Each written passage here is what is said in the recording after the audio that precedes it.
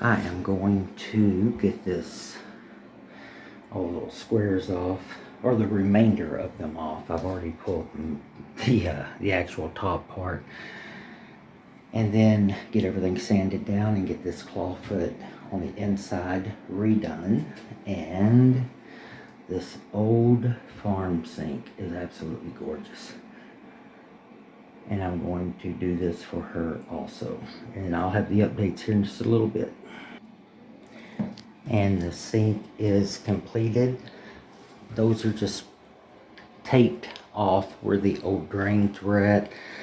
After it dries, it'll come right off. Tub is completed.